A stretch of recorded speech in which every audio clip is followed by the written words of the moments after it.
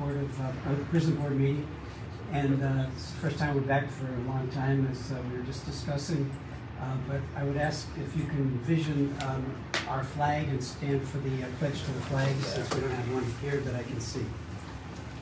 I Pledge allegiance to the flag of the United States of America and to the republic for which it stands, one nation, under God, indivisible, with liberty and justice for all. Thank you. You don't actually have a quorum. You don't actually have a quorum. Oh, now what? You have three on it, so you can cover Can't things, take any but you votes, can't, it's public information. unless If you somebody shows, want, I'm not sure. Sheriff Marley just called me. Would you like me to return his call? Or Yeah, if you can do a conference attendance. I don't know. I'd follow that. That'd be cool. good morning, Sheriff.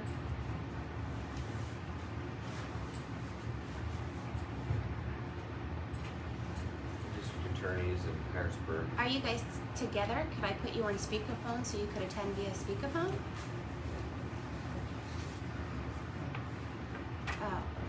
How many? Sheriff Marley said that he and Bob Metley weren't aware that the meeting was here today. So he. Okay. Can they just attend by speaker so we can get through the... Sheriff can attend, or if you need both, he can walk up to Mr. Metley's We only office. need one, is that correct? Yeah. Okay, Jeff, we're just gonna have you participate, Sheriff. So I'm gonna put you on speakerphone. Okay, are you ready? Okay, thank you. Yeah, we knew the DA wasn't going to be here because she had a court commitment that she needed to attend. Good morning, Sheriff. Good morning. I apologize for not following directions. That's okay. We're happy that you're able to join us so that we can conduct business this morning. And we'll begin with public comment. Is there anything, Mr. Rose, anything on? Yes,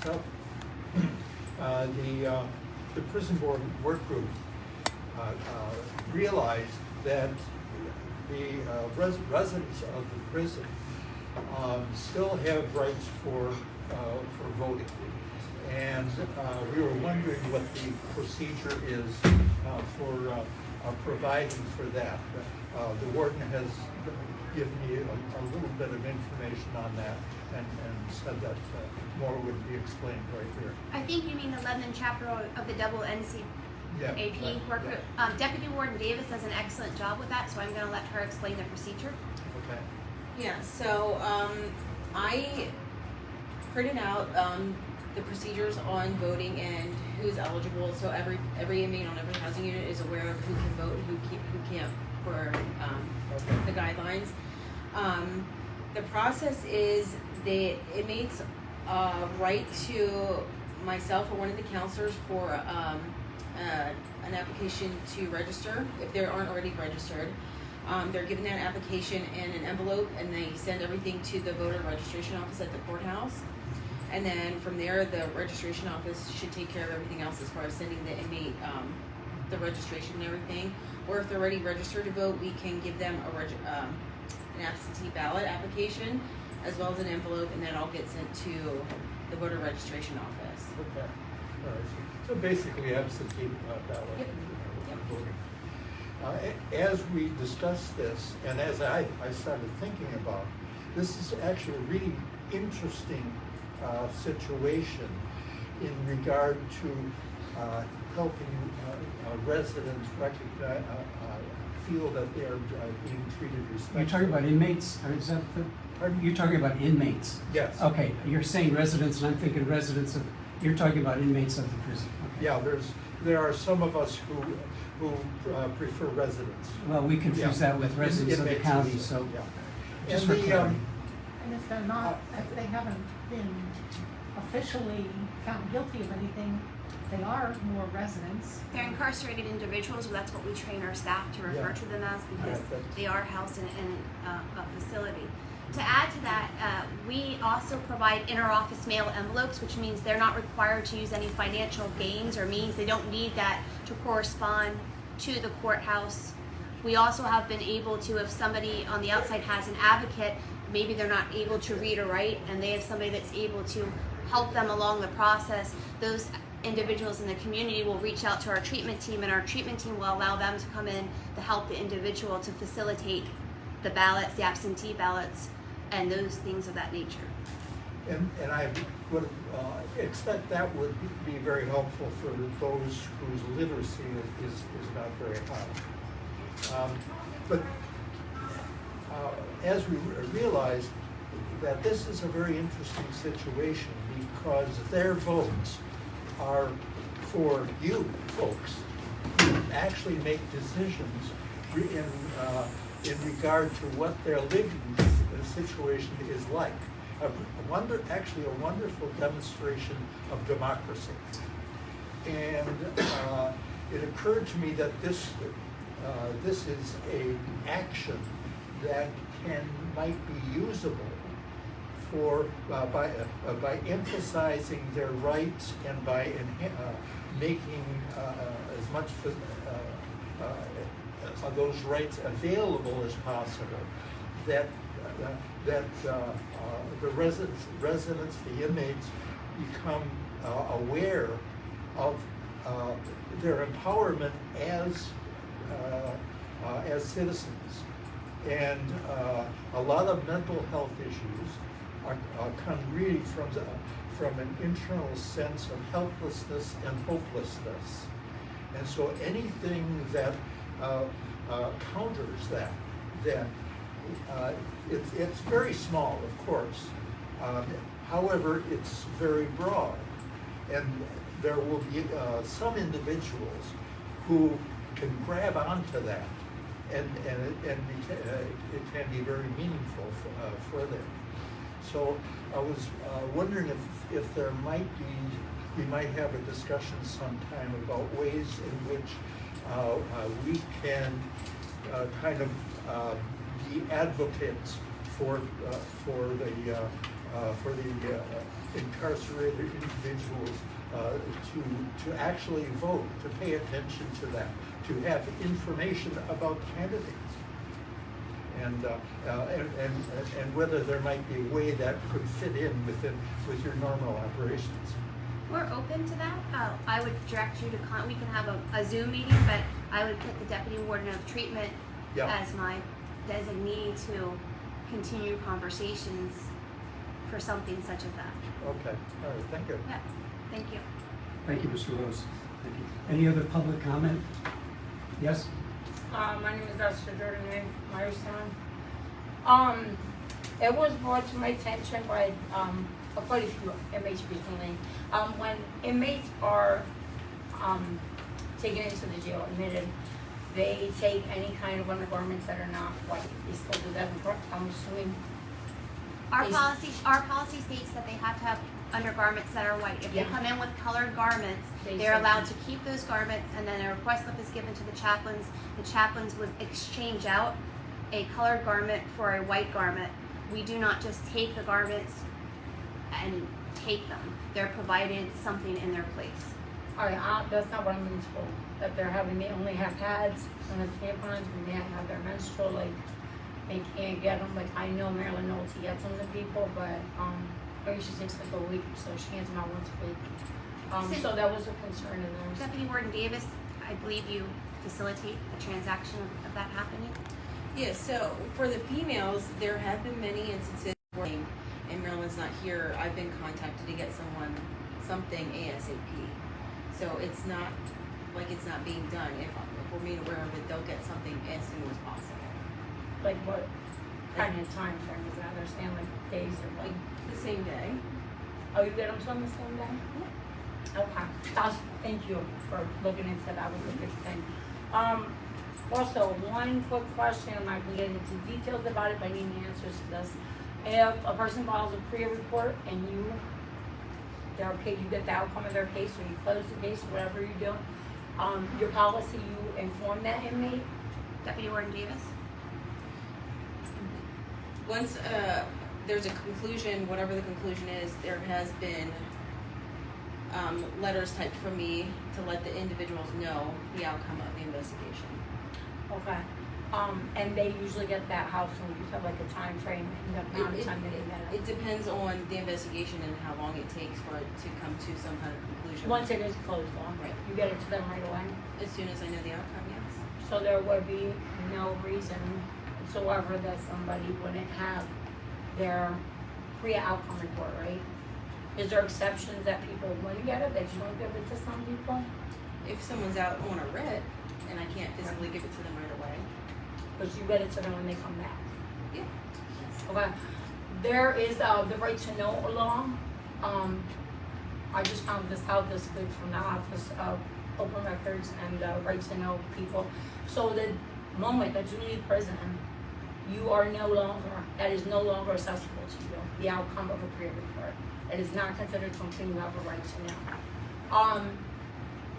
So it would be kind of like discrimination if you didn't give it to one person and give it to everybody else, right? You just want to do that for any reason? No? I believe Deputy Warden Davis just answered your question. So it would, you wouldn't exclude it from anybody? If they're in here, no, they will get a response, and I can speak from the time I took over as deputy warden. If a person didn't get their career report within like a year of it being closed and then they're released, there's absolutely no way that it's made available to them? Now, Why wouldn't they got it from? we don't rehash with individuals that are released. We explained this before. If there's something that you want as a released individual that you didn't get while you were incarcerated, you have to contact an attorney and go through the right to law or a subpoena. That was done. And there's no way to assess it, so that's probably something we should look into, because what would be the reason they're not getting the outcome of the reports? You know what I mean? I think it's a question of, did they get the outcome or did they get the outcome that they didn't want? So for example, if a verbal conversation is documented with an individual that files a pre-ed complaint and is explained the outcome and they were given that information, or if they're given a copy of how the outcome has ended and through the course of their travels they end up losing it or they no longer have a recollection of it, it's not really our job to chase after paperwork. I mean, for everybody that files some kind of complaint or has some kind of feeling that they were done wrongly, our jail staff does not have enough time nor resources to continue to go back through old files from 7 years, 6 years, 5 years and rehash that. So what we're able to provide and what we're required by law to provide, we do such. Okay. Thank you. Anything else? So welcome. No, not at all. Okay. Thank you. Yes? Beth Amima, Lebanon City. I just have a question about meals. So as a part of my research, I've been attending other prison board meetings to try to learn more about stuff. And I was a missionary overseas in Muslim countries for 17 years. And one of the questions that came up in another prison board meeting was about special meals for people who have special diets. And I talked with somebody from the Prison Society from years ago, not since your work. And she was saying that, like, if somebody's vegetarian or something like that, that there's very little that's done to support that diet, that vegetarian diet. At least in the past it was. And so some of the questions that they were saying, for example, like when it's Ramadan, I don't even know if we deal with religious differences in this prison. But they were saying, like, at Ramadan, I know for a fact because I fast for the 30 days. I'm not Muslim, but I do the fast. And, you know, you can't eat after sunrise and you can't eat till after sunset every day. Do you make allowances for that? Or what if you had to have a kosher diet, you were Jewish or Muslim and it needed to be, you know, halal? Deputy Warden Davis, that falls into treatment. She has this down to a science. Oh, right. Somewhat of a science. Yes, we do allow for religious diets. We will allow for people who request them because we can't assume that anybody that follows any faith is going to eat a certain way. So they do request. The request starts with me that they would like a certain meal because of their religion, and then that I notify the kitchen sergeant and his staff. I know our kitchen sergeant is very involved and does excellent research because there have been some religions within the past year and a half that we haven't come across. So he's very involved with research for different religions. But yes, we do. we do Ramadan every single year. We post it on every single unit. Whoever is following the religious faith, and if they want to participate, obviously they can't be forced. But if they're involved and they would like to, yes, we do. And then just because you mentioned it, kosher, things like that. But again, they have to request it because we can't assume that they want to follow. And speaking of Ramadan, then during if you have Muslim inmates, do you also make time where there's a place where they can pray if they wanted to? I don't know again if you face this here in this facility, but if somebody wanted to pray 5 times a day, if they were really faithful to their religious practices, is there a way for them to do that here? Yep, they do that in their housing units. All right, thank you. Thank you. I have one quick question, I'll be short. Did you guys change about what's your policy for time off for outside and stuff? Or for rec time? What is your policy for that? Everybody gets that regardless of who they are, or are they still now letting disabled people go outside with doctor orders on that? So I'm sorry, I didn't understand a word that you said. I apologize. Rec time, off of the block. That's given every day for an hour, right? Did you guys, since you've been warden, fix the policy what it used to be when people that weren't able to walk were not allowed to get rec time for doctor's orders until they could walk independently? So based off of what the DOJ and the medical requirements for us to allow, it depends on your housing status and your medical status, what recreation that you receive and what you get. What would you do for somebody that can go outside? What rec time did they get? Well, it depends on the individuals, what the recommendation of the medical status is on the reason, for the reason why they're administratively segregated for medical reasons. Tom, can you give an example? Well, it all depends based upon the medical condition as well as the individual's health concerns as to what can be tolerated from a safety standpoint, from a health condition standpoint, as well as exposure to the elements or other inmates as to whether it place them at risk. We would give advice to... Not in medical segregation, I'm sure. I understand that. I'm saying if you were an individual on the block and I'm hoping that changed. The individual housing units, we have a recreation schedule, and then we abide by the recreational schedule for when people get, when we can accommodate outside. I'm sorry, what do you mean by the individual housing units? So female unit has a certain time to go out for recreation. Right. Male units, depending on the housing unit, there's different. Now obviously due to the course since COVID, we have been limited in restrictions documented in some areas to provide recreation depending on fall and weather, because we may not, if we're using the gym for a housing unit, I cannot use that area to provide recreation, but then that's documented because I'm just operationally unable to provide that. So there is no work time. Title 37 allows that if we cannot accommodate due to operations, then we have it documented. The idea is though, as soon as you can make that operational, then we go back to abiding by that.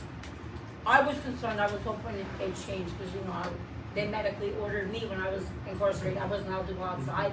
I don't see that was a year. I'm not going to get into No, she answered your question, I think, so. Okay. Stuff you want to tribute. Go on. Carry it. Thank you. All right, any other public comment? If not, we'd like to approve the minutes of our December 21st meeting. Second. Okay, it's been moved and seconded. Any deletions or additions or corrections? Hearing none, all in favor, please indicate by saying aye. Aye. Opposed, same sign, so ordered. Warden, you're up. Good morning. Just some updates. We're continuing to hire and fill vacancies. As much as we're hiring and filling the vacancies, currently we have 9 full-time individuals and 1 part-time individual going through our training academy. What we're seeing, which is also the same that other correctional facilities are seeing, is everybody's drawing applicants in, they're getting trained, and during that 6-month probationary period, not everybody is a good fit to be a correctional officer. So we are continuing to hire. We're asking for applicants, both male and female, so we can keep filling the vacant positions that are happening. Again, this is not something that's just specific to the Lebanon County Correctional Facility. It's across the Commonwealth, across the United States. I would also like to thank Jubilee Ministries. At the end of last month, they were able to come in and provide handouts and treats to both the correctional staff and the incarcerated individuals. And I have on site today Ted Perry and Russ from CGL. That would be our maintenance vendor that is starting on Monday, January 23rd. I just wanted to introduce them to the board so you would have a facial recognition, and if you have any questions that you would like them to answer, they're here to do so. Or if you just would like to offer a statement or just anything beyond. Sure. Good morning. I'd like this kind of morning. So, I'm Ted Perry, Senior Vice President for CGL Facility Management. And just to give you a little background on CGL, basically in 1974, a design and planning company combined with a facility management company. Those three guys were Bob Goble, Steve Glass, and Joe Lee. Not expecting to remember that, other than those three individuals are the three initials that formed CGL. And so what they recognized was that a lot of times your prison is your biggest employer in the county, and also it's your biggest asset in the county. And so everything we do is state and below. So it's municipalities, cities, counties, stuff like that. And so they found that often that the counties and municipalities would build these entities, but they didn't have a good plan for taking care of them. So when they formed in '74, they started offering facility maintenance to the correctional industry, meaning courthouses, jails, detention centers, prisons, and since that time we've become the #1 provider of detention services in the United States. And so that's a process, but the reason I say that, the reason it's important is because I know that we're based, the corporate office is based in Georgia, but we have offices in New York, South Carolina, Lexington, Kentucky, Virginia, all over. And so in this area, specific to you,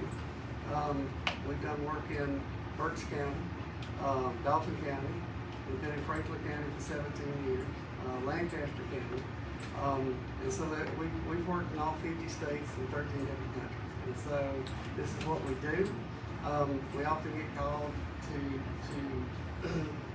offer an opinion on, just people will call us because of our reputation in the industry and say, can you come take a look at our prison and tell me what you see? And so that happened in Gettysburg, did some work up there a few years ago.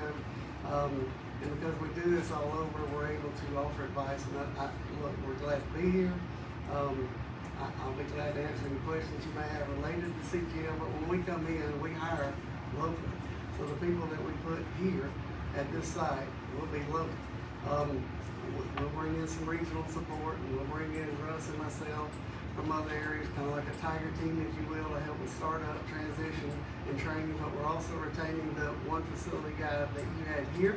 Don't know his full capabilities, but he had the right mindset.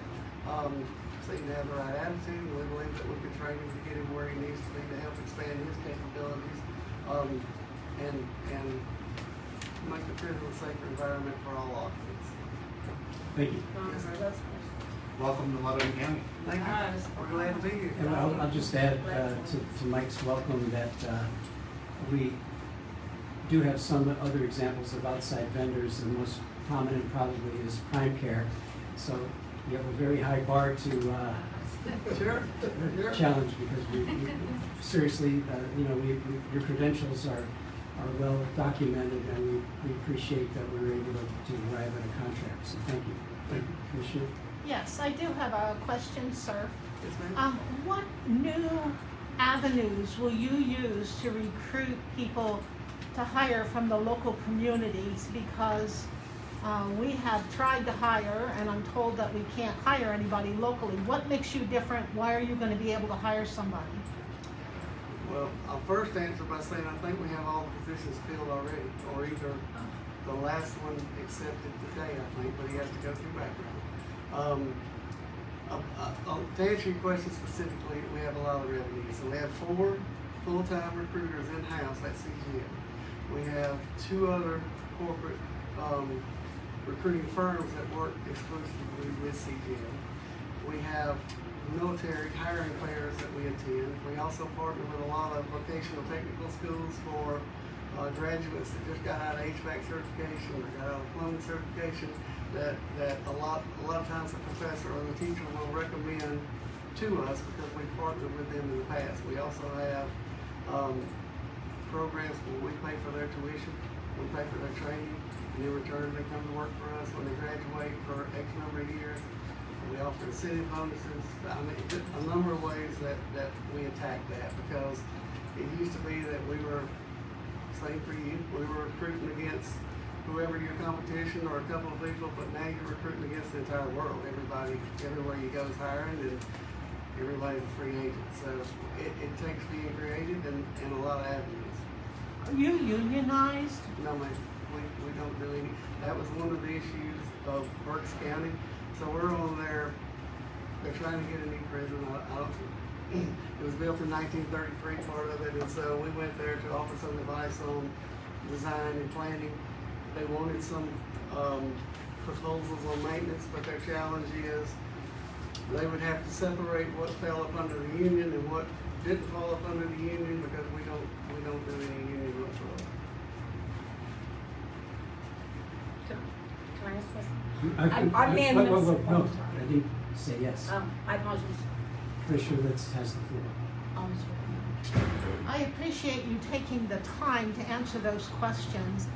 I just really, one of the reasons I was a no vote was because I thought we should be able to hire locally, and perhaps our existing full-time person would be able to manage what gets sent out. Now, when you do hire not just the people, but contract for service, that still comes through the county for approval? When you say contract for, like, so in the contract, I don't know how much you've read through it, but in the contract is, we take care of all preventive maintenance. And so, when I say that, that's preventive maintenance of every asset you have in this building, whether it's a pump, a motor, a generator, chiller, whatever it is, okay? And so, I certainly can't hire every skill set I need for every prison, right? So a lot of our guys are cross-trained, so that they do more than one discipline. And if they're not, when they get here, they will be when we get through their training. We have CGLF in university that teaches hundreds of classes if they want certification or they're getting licensed for continuing ed. So to get to your question, let's say I don't have a skill set here, and we're doing preventive maintenance of a generator, okay? And that requires a load bank test annually. That requires oil analysis to be sent off and tested to see if certain things. I don't want to bog you down, but if that skill set's not here and it's part of preventive maintenance, and I have to bring in an outside contractor, that's still on my dime. We still pay for that. So your answer is no to her question. I think it's no to your question. Yes, thank you. The only thing that would be a yes to your question is, we're primarily here to do preventive maintenance. We do a lot of corrective maintenance in-house. If it were to take a lift or something that had to put something up on the roof that we didn't have and had to bring somebody in for the lift, that's when I would ask for approval. Does that make sense? Okay, thank you. May I add, the current maintenance individual that we currently have on staff that is hopefully going to be agreeing to work with CGL, that maintenance position was offered to him as to be the supervisor. He declined because he did not feel the wage was appropriate for the requirements of the supervisor position. It also, the positions countywide get posted, so if any other maintenance individual that has a skill set and wanted to interview and apply to be a maintenance supervisor in the facility, that was put across the county, across the board for any interest. And thus, again, we didn't have any active interest. But to answer your question about why the individual that we currently have didn't want to do it, he didn't feel like the wage was worth the amount of work that was required. I don't know if we should go any further about personnel. Yes. Okay, thank you. And I have one more addition. I wanted to thank Ray Arnold for working very hard, the director of work release. He had started and had about 9 individuals ready to go out for work release. Obviously, as I shared, COVID has hit the facility in various areas. We are at a standstill until the 21st. Hopefully the 21st we will be able to reopen and get back to business with the work release. Now we've passed the public comment. What is your relevant question? Oh, no, I was just gonna ask him if he oversees all what areas he all oversees, but I think it's main. I think he answered that. Okay, yeah, I'm. All right, thank you, gentlemen. Sorry about. I do have Very well. one Oh wait, we have one more. If we have shut down work release because we have active COVID cases within our walls, and I don't know, Tom, or who answers this question. I don't understand how we are here today if we could be carriers. I mean, I don't know if there's a decontamination process. Sometimes during emergencies, we have a decontamination tent. We had in the past these professionals come in and spray and decontaminate. Is that still going on? Is everyone asked to wear a mask? I see very few. And, you know, I have all these questions. I don't know how we ended up here today. And I don't want to speak for the others, but respectfully, your board is in a class that is more susceptible by age than most people. And I mean, vaccinated or not, I just don't know how we got here without a discussion at a board meeting and a vote. And that's what I'm asking. How did it happen? I don't know. I'll address part of that. I can't address the part about the cases if Tom would want to do that. But there wasn't an action taken to meet at the courthouse. That was done basically out of a need of emergency, and visitation was halted, work release was halted, all in and out activity at this facility was halted, and so the meeting was moved to the courthouse. That activity for the most part has resumed, and during the time that you were meeting at the facility, you were out of compliance with Title 37 that says the prison board must meet at the facility at least quarterly. So work release is back. Prime care has allowed for the resuming certain activities, and so to be in compliance with the code. But I heard work release was shut down. So to help understand, what happened is the work release program is shut down, meaning the individuals that are leaving and coming and going from the facility, they are in a COVID quarantine. We're back to kind of like the basics in the beginning where there's, and I'm not going to do the numbers because I don't know the numbers, X amount of people are vaccinated, X amount of people, we provide the masks, there was masks out front. If any individual, they were offered a mask, if they wanted to wear a mask, they could wear a mask. We have the units that have been affected by COVID currently in a COVID quarantine. So there's no movement in and out of those specific housing units where Prime Care was able to work with us to mitigate the spread of COVID. Operations as we know it in the facility is business as usual, except for those units where we have to provide the COVID quarantine. I was transparent. I sent emails to the prison board about where we are, what's going on, what the numbers look like. If I don't hear differently, then I continue as operations as normal as I'm directed to do as the department head. I didn't get any feedback. I didn't get any direction saying do not have the prison board at the facility. Thus, to answer your question, which I only got your email during a different meeting, that's why the meeting is being facilitated here. We still have detail that goes through, and they provide the cleaning services both to the incarcerated individuals and then the areas that need to be decontaminated, etc. I do not believe that we're in a position right now with the numbers that we have to have an outside agency come in and provide that overall decontamination. If Prime Care and we meet and they say, hey Tina, you're starting to have a bigger problem than what we think, then that would be an engaged conversation, and the prison board would be enlightened about that's where we're going with that. But in working with Prime Care, they're seeing COVID, they're seeing the flu, they're seeing sinus infections, they're seeing a bunch of different things that fit for the season, and people are just navigating the best they can with providing the sanitation, the mask options, there's gloves out there, and we're doing the best we can with what we know and what we have at this point in time. Well, I guess I personally will go on record that if there are active cases within the facility, I don't think that we should bring, as the board should bring, not just ourselves, but the public into this setting. I think that is opening us for more liability than it's worth. Tom? Just very briefly. We're still following rather strict COVID protocols here. Individuals are tested when they're brought in on intake. They're quarantined for 10 days. They're tested on their way out to make sure they do not have it. To answer one of your questions, and this is an unfortunate statement, but COVID's here to stay. If you continue to test, you'll continue to find COVID. I do not have any reason to believe there's less COVID in the courthouse than there is in this building right now. and this provides a relatively secure area with the conference room. So we did not feel that there'd be extensive exposure to patients or incarcerated individuals to come down this hallway and meet. At some point, we've got to start returning back to operations as normal. The risk seems relatively minimal here.